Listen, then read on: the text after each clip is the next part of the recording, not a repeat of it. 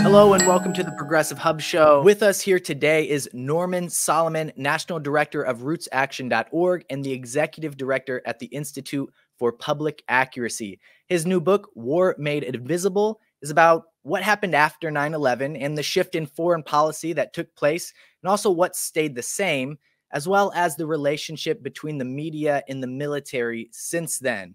Norman, how are you today? Hanging in here. Thank you, Ryan.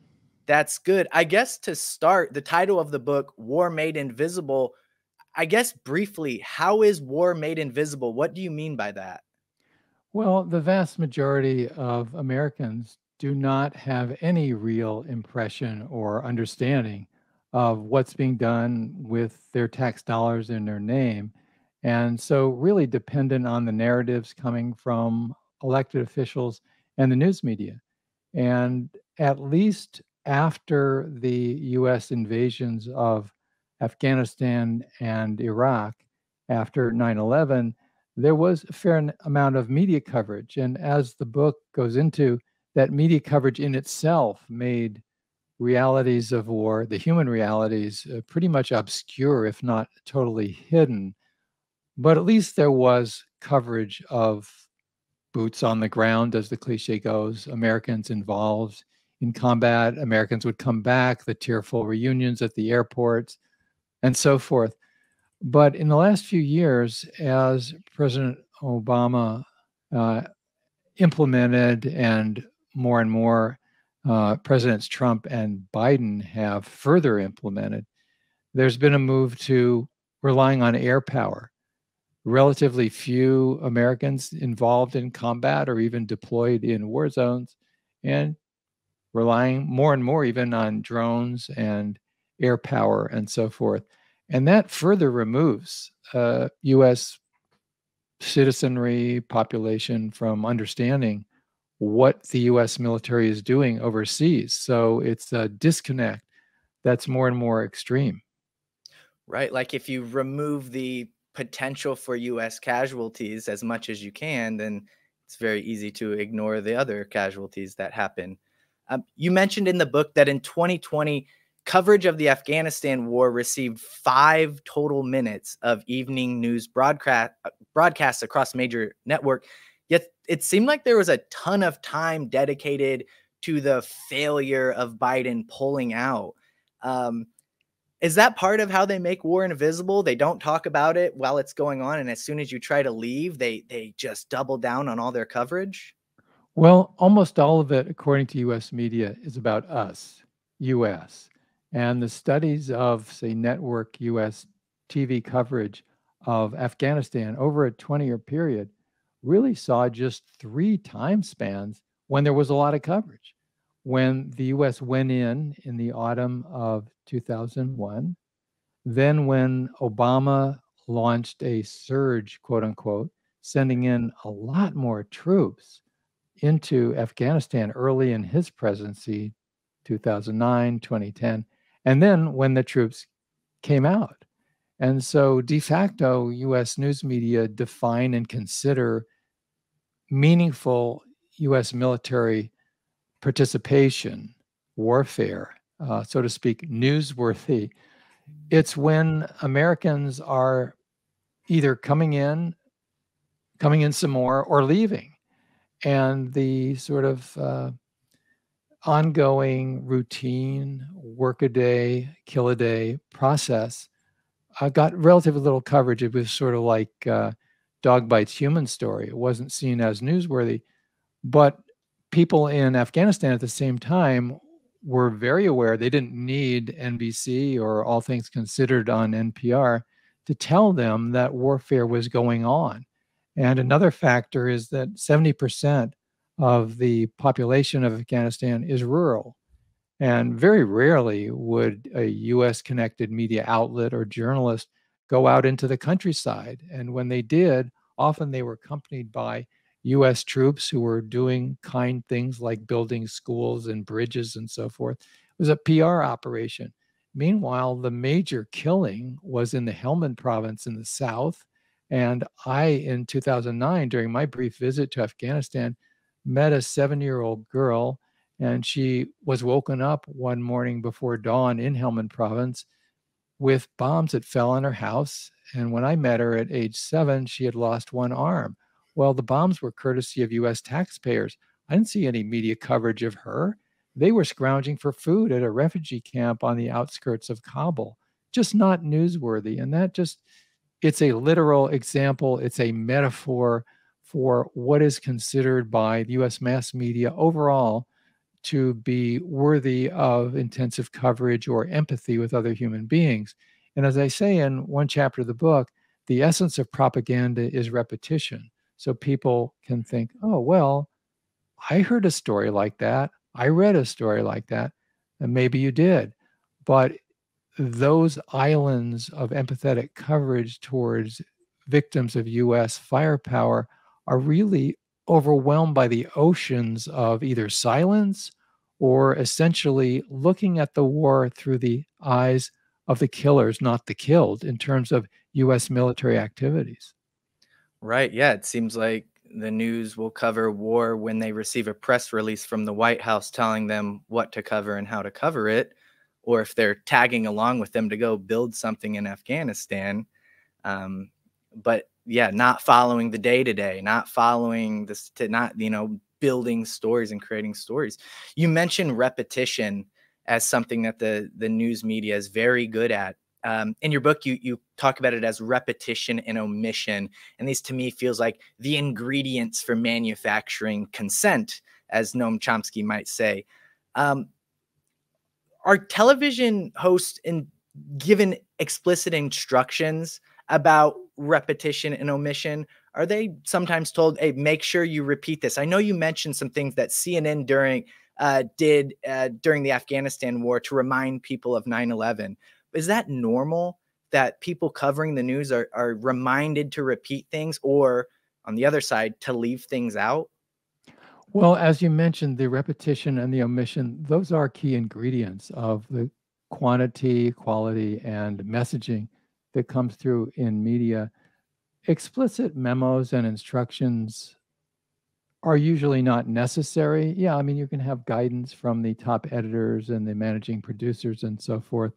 But I quote George Orwell in this book, War Made Invisible, who wrote, and this is not a well known quote, he said, "Circus dogs do somersaults at the crack of a whip, but the really well trained somersaults come from not from a whip, but just happens automatically." So if you go around, metaphorically speaking, a newsroom, you're not going to see any whips. I mean, people have been trained or learned to understand what is acceptable coverage. And when you think about it, a young journalist is going to try to become more professional and rise in the profession. What is it based on? It's based on what those who are already doing well, admired, esteemed, high in the media ranks. And so it's a very imitative process. And so you learn what flies and what doesn't.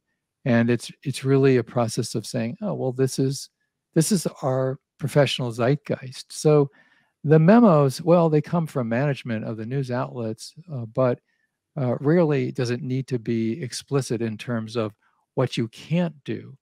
A lot of it is coverage by briefings and coverage by the news conferences, stenography for official pronouncements.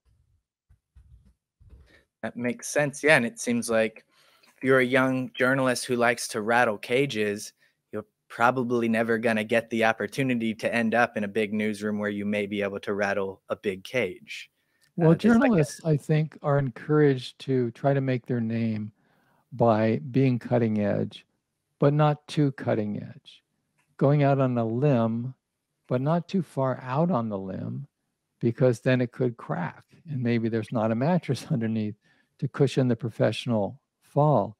I give an example in the book which I think needs more attention. It was very briefly covered in news media when NBC correspondent Ashley Banfield was really on a trajectory to even take Katie Couric's chair as the anchor eventually.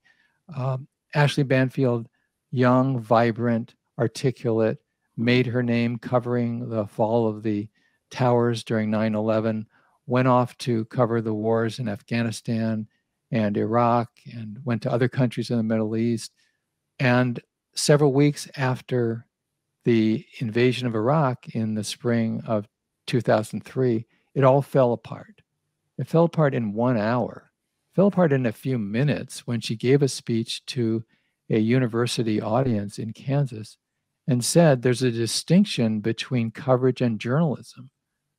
In the coverage of the US invasion of Iraq, you saw the launching of the rockets, you saw the launching of the missiles.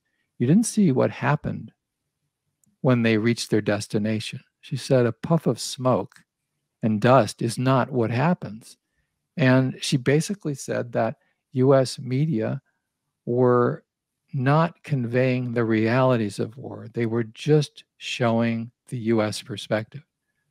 Well, immediately the management at MSNBC disclaimed any agreement with her, said she did not speak for the network, chastised her, brought her back to Manhattan, and put her literally in a tape closet for a number of months, would not let her out of her contract. And her career basically hit a wall and never recovered. She's now on a fairly small network. That's a parable. It's an example. And it's important not only because of what happened to Ashley Banfield a couple of decades ago, but it was an object lesson. And journalists know what succeeds and what doesn't. Interesting. And maybe if there were some more journalistic integrity, there might be more journalism having to do with the military budget, which you talk about later on in the book. Under Biden, the military budget has continued to escalate. Really interesting stat here in War Made Invisible. From 2000 to 2019, the first 2 decades of this century, 5 military contractors, Lockheed Martin, Boeing, General Dynamics, Raytheon, and Northrop Grumman, divided $2.1 trillion in contracts. And in 2020 alone, they had $166 billion in contracts, while their CEOs took home $105 million. A large portion of this money is going into constant innovations for airborne weaponry and airborne supremacy. Is this part of what makes war more invisible? You mentioned this early on. Is this airborne supremacy, this airborne weaponry, a key tactic for the US, making war essentially invisible? It's more and more the dominant part of the US war-making apparatus and the war profiteering that comes out of it. When you think about how in the first years of the Iraq War, you had large numbers of US troops there. And when Obama came into office in early 2009, he did a surge of troops back into Afghanistan. So there's a lot of money to be made. I mean, there were fantastic statistics, like, as I recall, several $100s for a gallon of gasoline to get it to the troops in some rural area in Afghanistan. And everybody's getting a cut in the supply line. Corporate America is just making out like, mega bandits. And the process of profiteering from the wars was just and is tremendously lucrative. Right. More and more, though, it's not coming from deployment of troops into war zones. The proportion is increasingly from aerospace, from very high tech. Nuclear weapons development is part of that, $1.7 trillion in the next 25 years in this is the euphemism, modernization of nuclear weapons program launched under Obama, continued under Trump and Biden. So you can't even call it a cash cow. It's a cash dinosaur in a monitored way, humongous ways to enrich huge corporations and individuals, as you allude to, CEOs.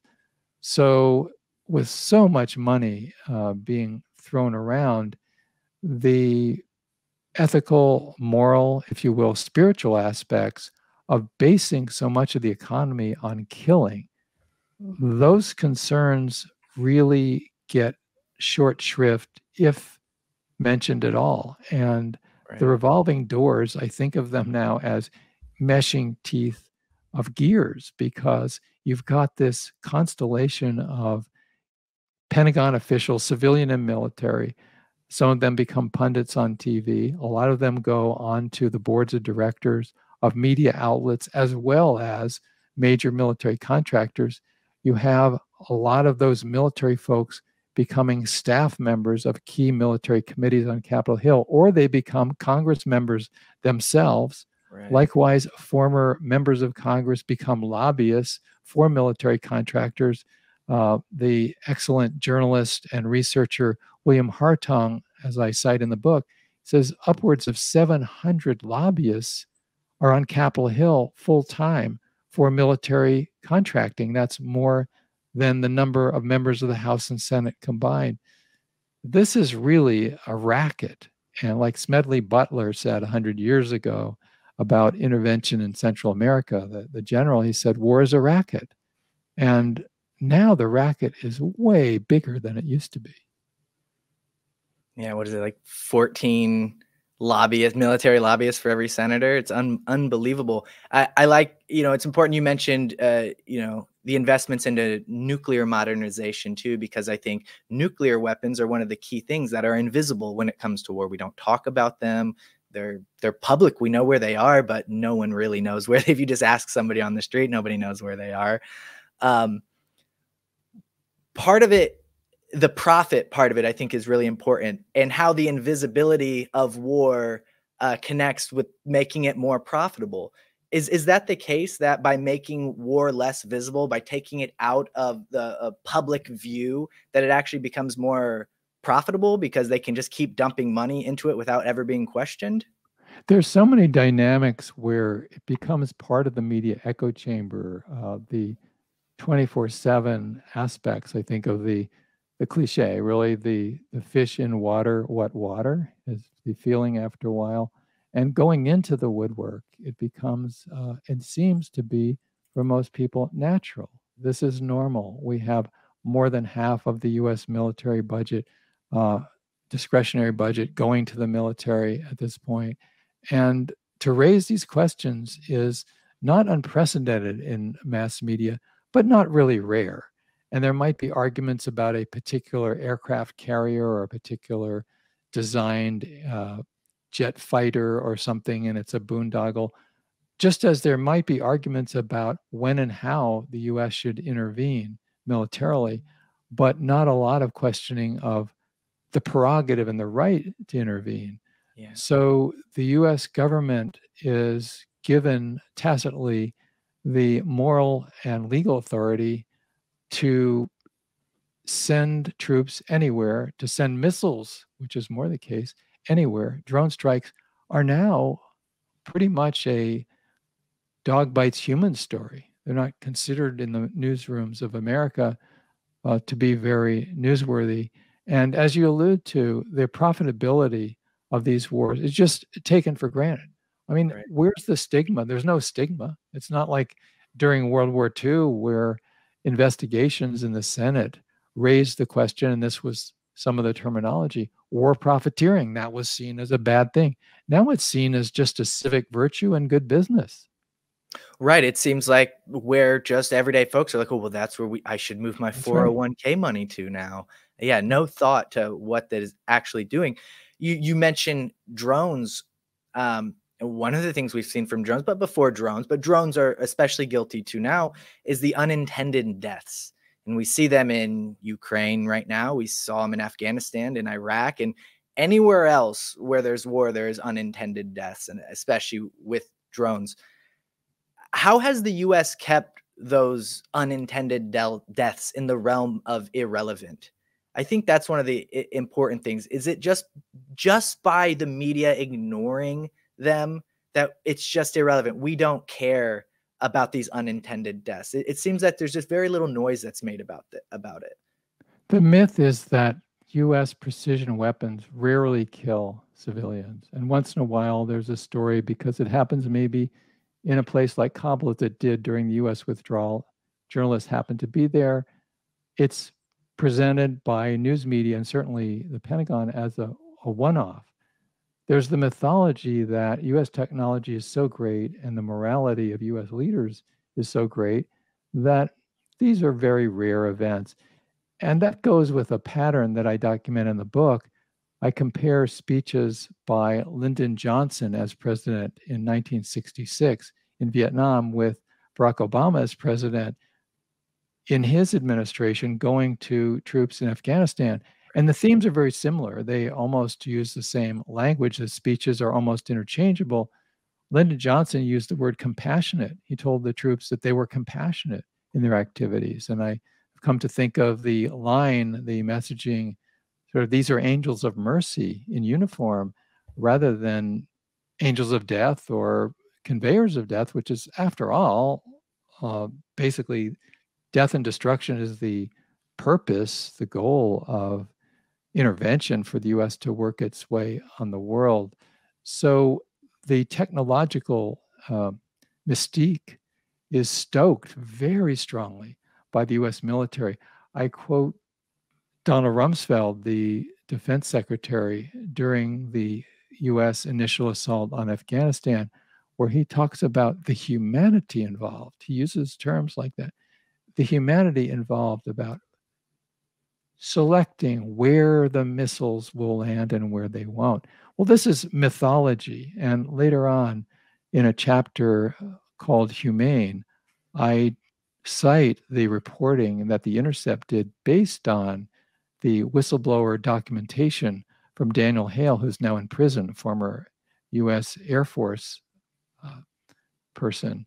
And he had the actual documents that showed close to 90% in some instances of those killed by US drone strikes were not the intended targets, so presumably civilians.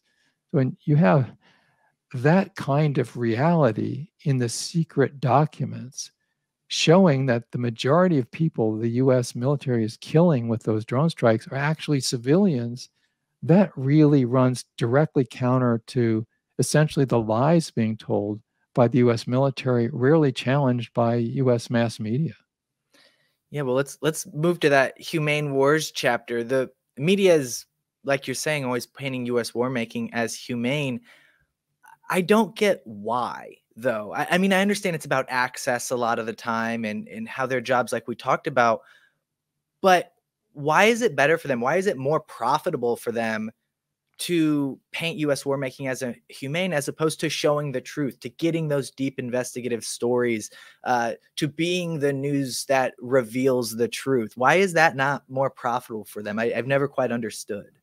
Well, of course, for the actual military contractors, it's very profitable and extremely helpful because if questions were raised about how those weapons are actually used and the moral and ethical, and if you will, even spiritual realities of slaughtering people just because they happen to be living somewhere at a particular time and they're in the line of fire, if those questions were raised based on actual solid reporting, then the profits might be curtailed. And the raison d'etre are of these outfits is profit, continually insatiable, maximizing the profit. In terms of the journalists, well, these are media institutions. There's, so to speak, a tendency to paint their windows on the world and the windows they provide to us to taint them and tint them red, white, and blue. So this is the outlook. There's the stenographic quality of what passes for reporting, going to the briefings, the news releases, the official sources, and then simply repeating, regurgitating what they are fed as journalists. There are exceptions, but as I say in a chapter that's titled Repetition and Omission, the occasional story, the exception, is not the essence of propaganda. What's the essence of propaganda is the repetition, the code words, the catchphrases, what is included, and also the silences. And so there's this negative symbiotic relationship between major media outlets, which rarely question, and question least of all the prerogative of the US to intervene, but rarely even question the really destructive impacts of this US pattern of military intervention. And it's sort of like one hand washing the other. It's unfortunate, to put it mildly. It's actually disinformation. Sometimes it's a infotainment, the Right. mythology put forward. You could call it disinfotainment. And it's through the omission, it's through the repetition of the messaging. Journalists can do much better than that if media outlets really want to portray the suffering from war. They can do it. And we have clear evidence in now a year and a half of US media coverage of the war in Ukraine. In many ways, set aside the political coverage, but the human toll of the war by Russia on people in Ukraine, that's been really well covered by Yeah. US media. But what hasn't been well covered, or scarcely covered at all, is the effect of other invasions, not by Russia, but by the United States, in Afghanistan, in Iraq, the bombing in Libya, the bombing in Syria. That simply is not getting covered, has not been covered, because it's not seen as appropriate. What are the reasons? Psychological, institutional. If you want to pay off your mortgage and send your kids to college or whatever, it's not a career enhancement Right. to bite the hand that's signing your paycheck or electronically issuing your paycheck. And more, there's a clear understanding that we have a shortage of jobs in the journalistic industry. And it's very rare to find journalists like we were talking about earlier, Ashley Banfield, willing to go against the tide, to go against the grain. And let's face it, it's tough to commit career suicide when you have so much at stake personally. Yeah, absolutely. Moving back to the wars and, where this book kind of kicks off after 9/11, you mentioned in the book that 9/11 in a way insulated the USA from any possible wrongdoing. We couldn't possibly be doing anything wrong so long as we were responding to 9/11, right? Just like we talked about earlier, this CNN telling their journalists to remind people of how many people died on 9/11 anytime they report on the USA doing anything in Afghanistan or Iraq. In one of your chapters, you talk about lives that matter and lives that don't. And I'm sorry, I keep referencing things from previous in our conversation because we've talked about so much of this. Even that Obama speech that he gave when he went to Afghanistan, he talks about how we're building here, but the terrorists are tearing down and they're destroying things. They don't care about our rights. So I guess what that comes down to is like, whose lives don't matter? I guess whose lives do matter might be just as important of a question. If the USA can't really do anything wrong because of something terrible that happened to us, like 9/11, and we've framed ourselves as kind of the policemen of the world, and we're the builders, and they are the terror downers. Is that what that means? Their lives just don't matter because they're morally wrong, and we have a moral responsibility to save democracy? There's always been a pose of the US government war makers that no matter how aggressive the US foreign policy and mobilization of troops is, basically we're the victims. We're the ones who are the aggrieved party. And actually, after the end of the Vietnam War, Jimmy Carter, early in the presidency, was asked if there should be some restitution for Vietnam, and he said, no, the destruction was mutual. We didn't do anything wrong. And that's pretty much the stance that has existed continually for the US military, certainly in my lifetime. And that gets to the point you raise after 9/11, because that dynamic was really magnified because the horrible events on 9/11, 3,000 people killed inside this country, really gave and was taken to be a kind of absolution for anything that the United States would do in the future. And I quote, You also mentioned in the book, it's 3,000, it's about 3,000, but they would say 5,000 back then. that was the initial reporting, and then it was corrected later on. And so we had the news media in the US, of course, they were very empathetic. It was a tragedy of all those people who Of course. died on 9/11, but that became exploited to an extreme extent, the politicization of people's genuine grief, which deserved total respect. So we had, again, Donald Rumsfeld as Secretary of Defense saying that everybody who dies as a result of the US military in going into Afghanistan, that's the fault of Al Qaeda because of what happened on 9/11. And that's the fault of the Taliban. So it was a, so to speak, a blank political check. The ostensible right of the United States, it was a license to kill and to keep killing, which is what happened. It was totally predictable. And I, like many other activists at the time, was saying that for the US to launch this so-called war on terror means that vastly more number of innocent people will be killed as a result compared to what happened on 9/11. And that quickly became the case. If you look at the data that I cite from the Costs of War project from Brown University, you find that vastly more numbers of people died as a result. Excuse me.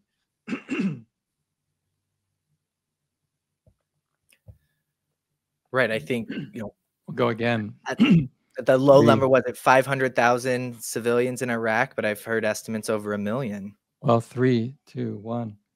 Really, when you look at the data coming from the Costs of War project at Brown University, you find that several 100,000 civilians have directly been killed in the so-called war on terror that the United States initiated. And that doesn't account for several times as many who died because of destruction of water systems, healthcare, housing, infrastructure. 3,000 people killed on 9/11, horrible. 300,000 killed directly by the war that was launched in the name of responding to 9/11.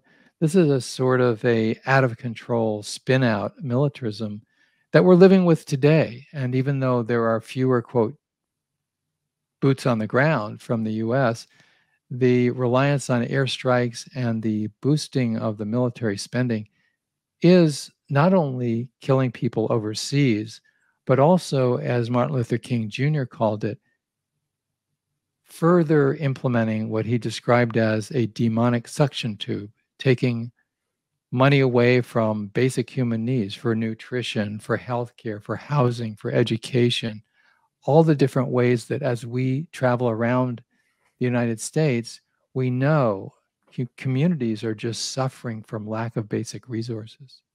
Well, I think you've just brought up a really important point to go back to your repetition and omission chapter.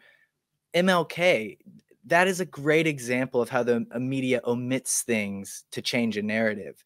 The media doesn't talk about MLK as an anti-war, class-focused activist at all, right? They don't talk about his, economic justice. They focus on civil rights, racial justice with him. They don't talk about his anti-war statements and speeches, and I think that's super important.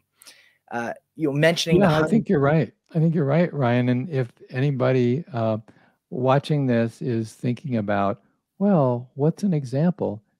Here's one. You, unless you are living under a rock, have heard many times at least a snippet from his Dr. King's I Have a Dream speech, a beautiful speech given at the March on Washington in 1963. But 4 years later, in 1967, Dr. King gave a brilliant anti-war speech at Riverside Church on April 4th, 1967.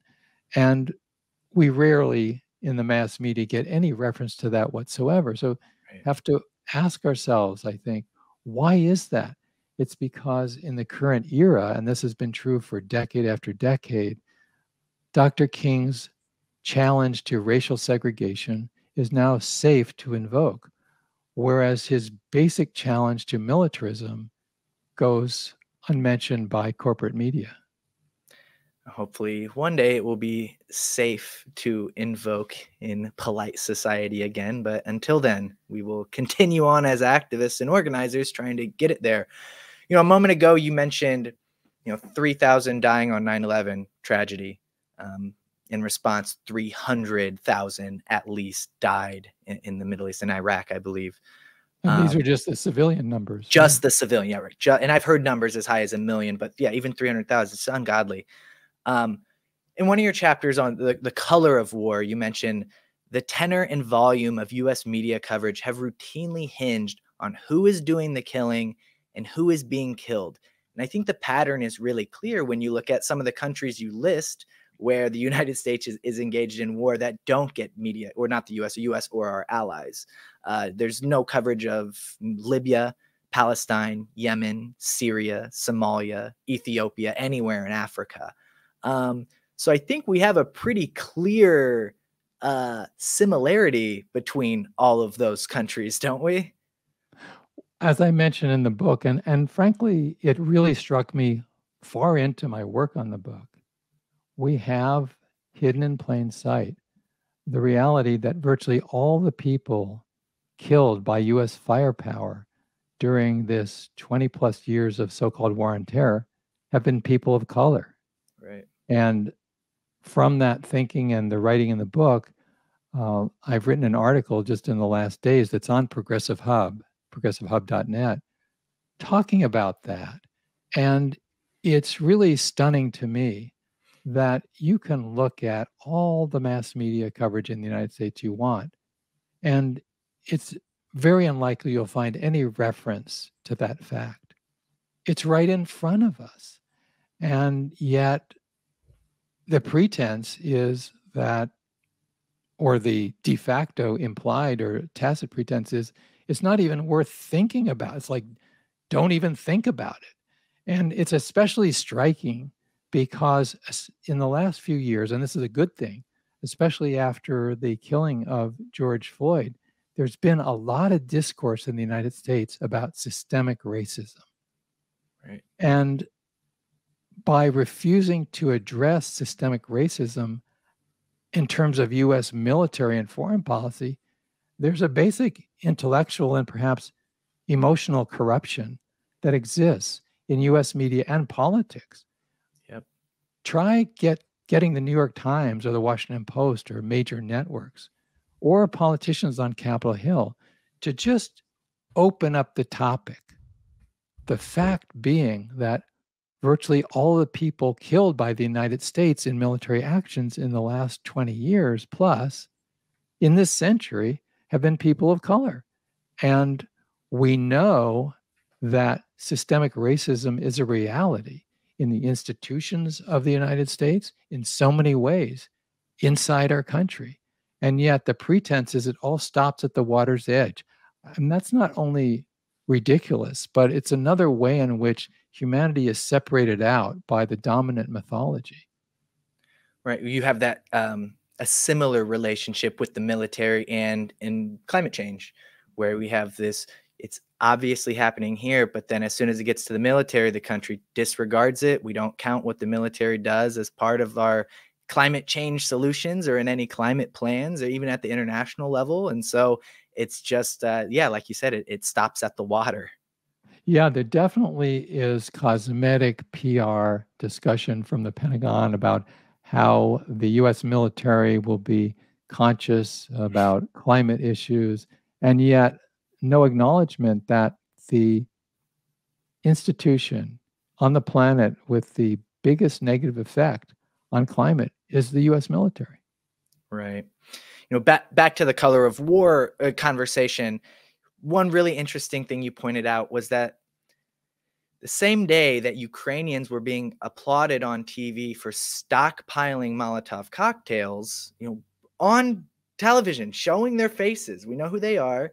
A Palestinian boy was shot dead for throwing a Molotov cocktail in an Israeli settler's car, which, not ideal. Violence is not good, but there's a huge disparity there between cheering for people who are being occupied for trying to defend themselves with Molotov cocktails versus a brown-skinned Palestinian boy doing what is essentially the same thing, the inevitable conclusion of all the Ukrainians making all these Molotov cocktails is they're going to use them, right?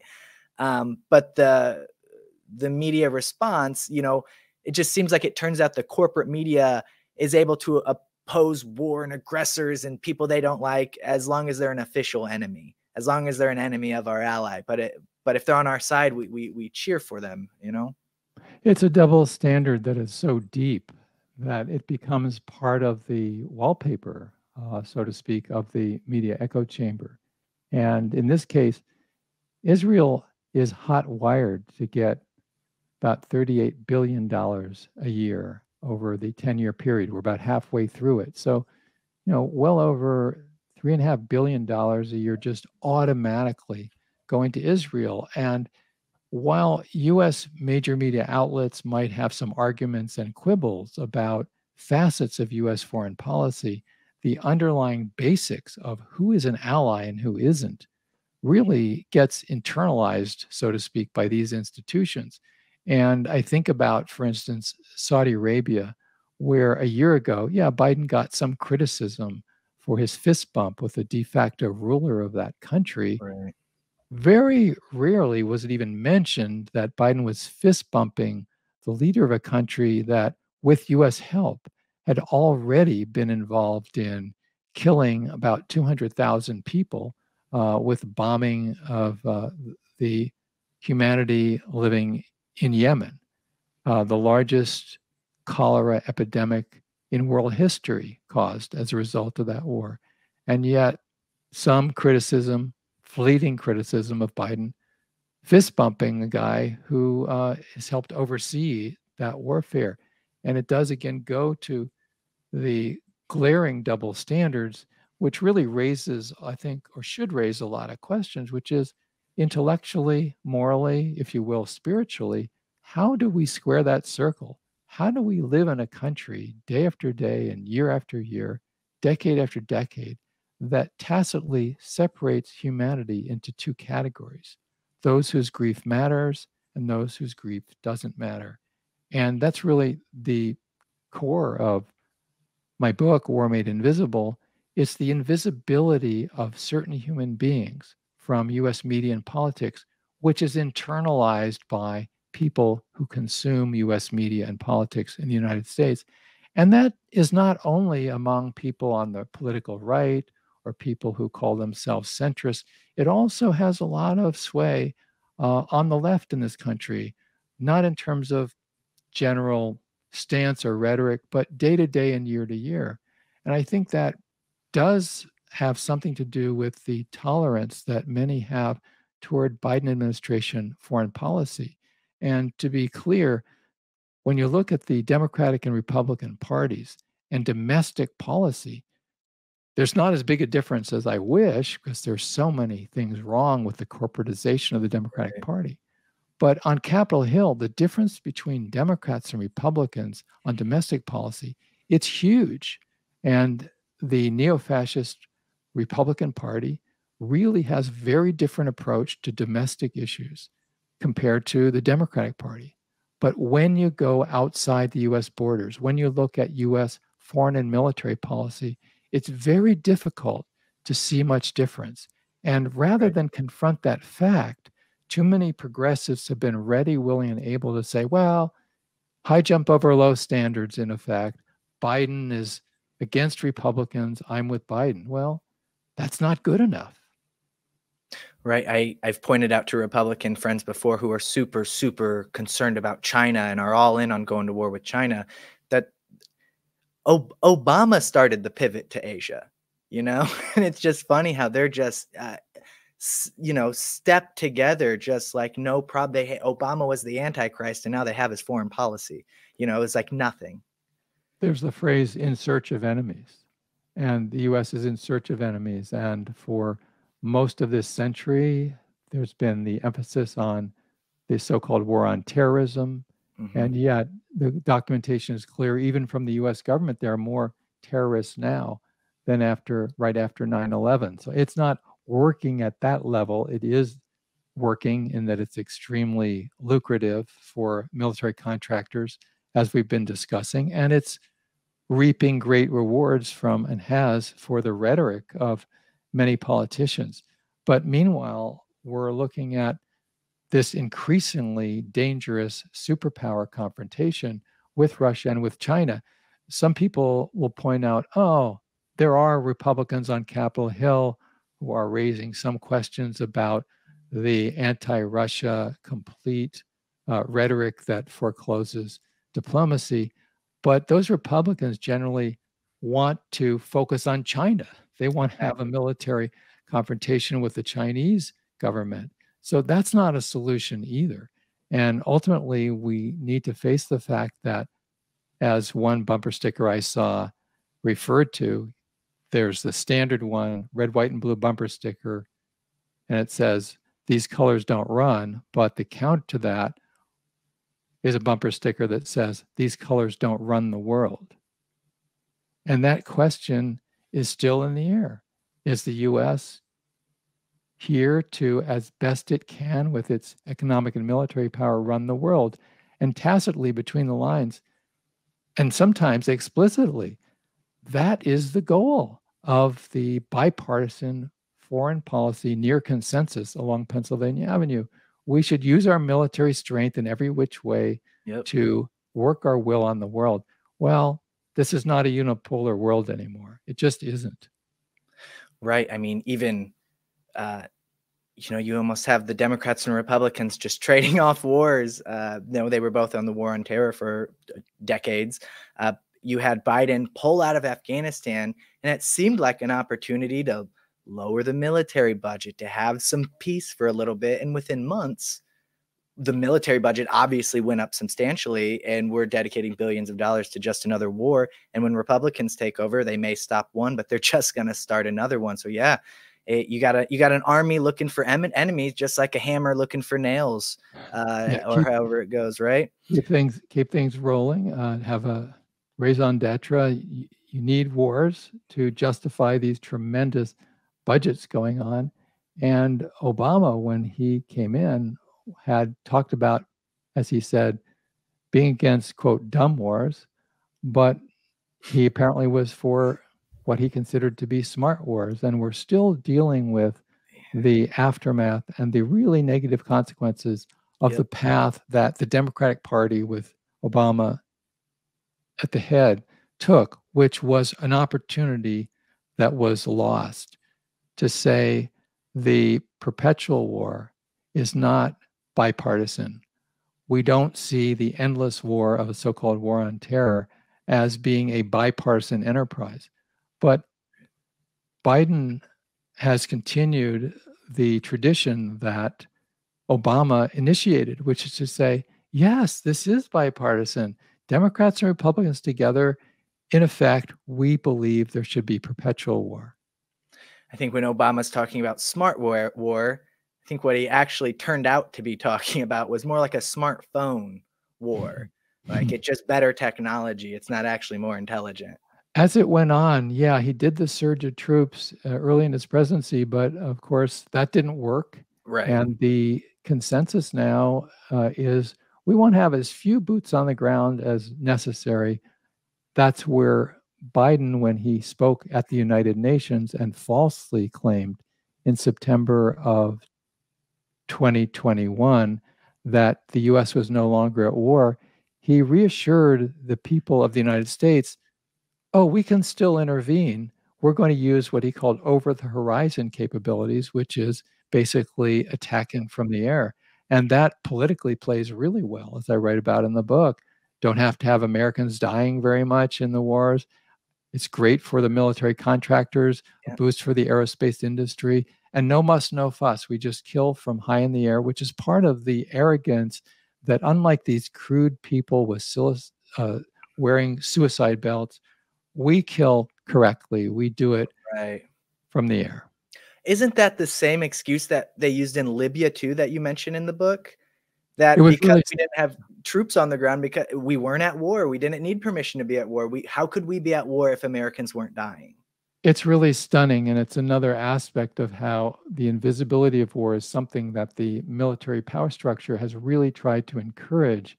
When under Barack Obama, the US was leading the NATO bombing of Libya, the War Powers Resolution, which required congressional assent after 90 days, was violated by the Obama White House.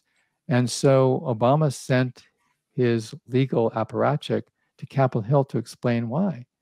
And Professor Coe explained to the members of Congress, even though the US had already spent $1 billion making war on Libya and dropped countless bombs on that country, the position of the administration was that the United States really was not at war because no Americans had died.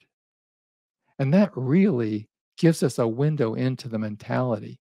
If other people die, if the other dies, no big deal, no muss, no fuss, no political difficulty, and no empathy and no human compassion. So, as we get to the conclusion of this interview here, couple questions. I guess the big one is, how do we change this? How do we change the invisibility of war? And how do we make humanity that the media deems invisible visible again? How do we change these things? Well, I want to put in a plug for rootsaction.org and Progressive Hub. We, of course, are working, you and I and a dozen other people, day to day, ongoing, to help build progressive organizing and have more impact.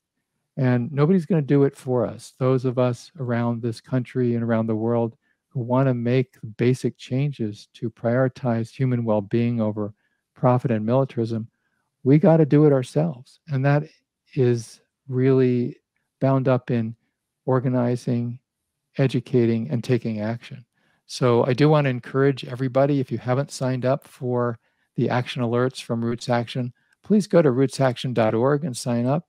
And also, I hope you'll make part of your daily media diet, so to speak, progressivehub.net, because we have curating some very important articles and videos posted daily. And I think it'll help really supplement the kind of information that you're getting from other sources. Thank you so much, Norman. I really appreciate your time today. Thank you so much for talking with us. Thanks a lot, Ryan. Yep, we'll see you next time. Yeah.